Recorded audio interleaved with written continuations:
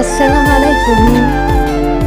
দেখেন আমরা সবাই মিলে একসাথে আমাদের দেশের বাড়িতে গিয়েছিলাম।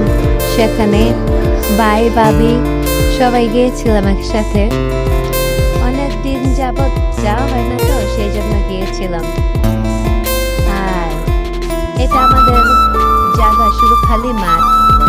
আর এই যে এটা দেখতে পাচ্ছেন, এটা আমার বড় চাচার বাড়ি, মানে আমাদের চাচার বাড়ি, আমাদের বাড়ি সব একসাথে। হঠাৎ করে সবাই প্ল্যানিং করে চলে গেলাম রূপগঞ্জ। তো এখন আমাদের বাড়ি নাই, আপাতত বাড়ি ভেঙে ফেলা হয়েছে, শুধু জমি। কারণ আমাদের এখানে